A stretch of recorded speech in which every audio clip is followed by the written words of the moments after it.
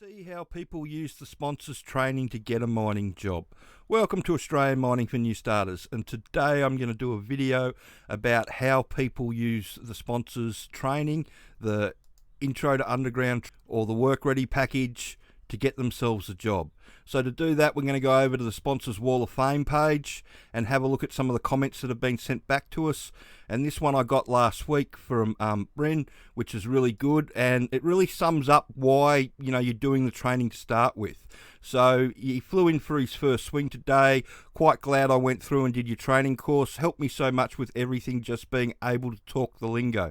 And that's one of the big things. Knowing what everybody's saying around you from day one makes such a big difference.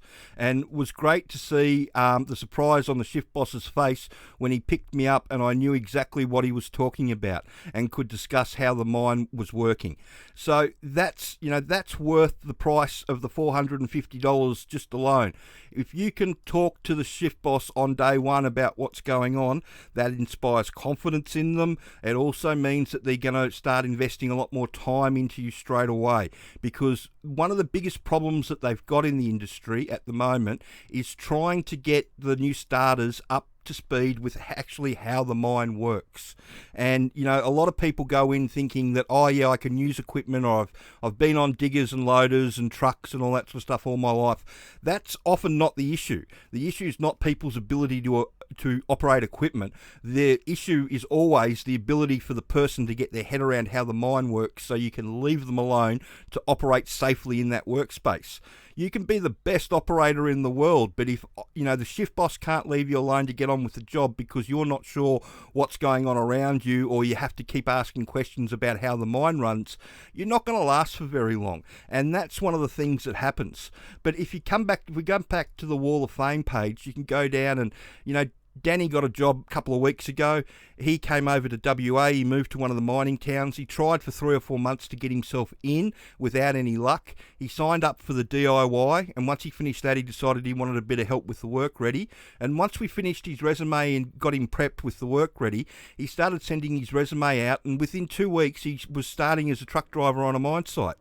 It's all about giving them what they want, giving the employers what they want. And this blog that I wrote a little while ago about the best advice for getting your mining start really does come into it, because you've got to go where the employers have got no choice but to hire new starters and give them what they want. And at the moment, I've just done a video on the difference between traineeships and entry-level jobs. But at the moment, iron ore, coal, and even the big hard rock open pits, they're all using traineeships to suppress the wages.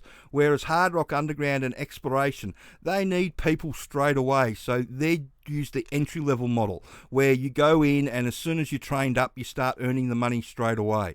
So that's what you can do with the sponsors training, and you can have a look through all this, the Wall of Fame page. It goes on, and there's lots and lots of people sending in feedback.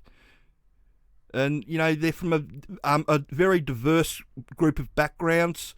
I mean, there's people that have been bankers and potters and all sorts of florists and, coming from a wide range of backgrounds. And the reason that they're able to, get the job and make it in is because they studied and they learnt the information.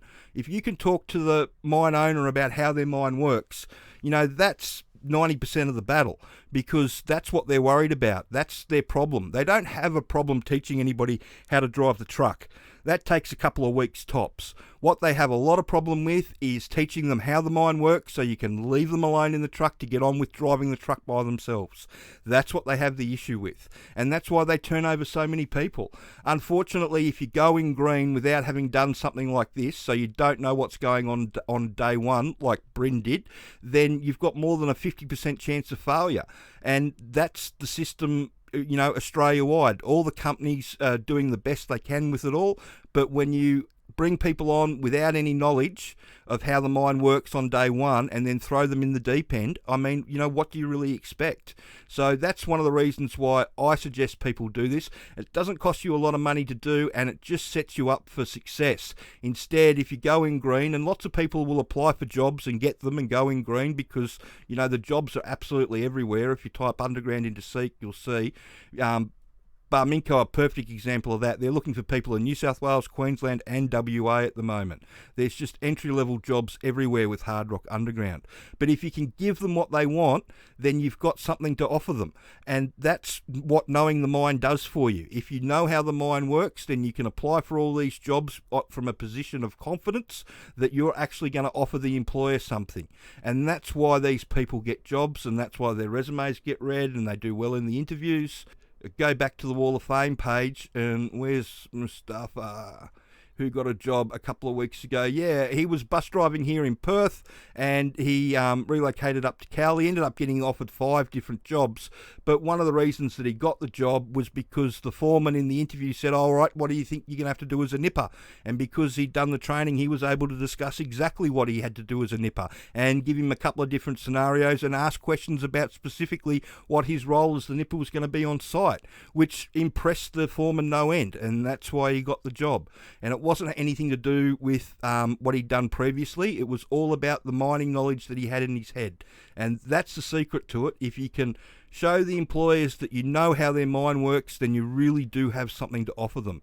So that's how people can use the training to get a job in the industry. And if you, like I said, if you type underground into Seek, you'll see all these jobs come up. There's, literally thousands of them all around the country.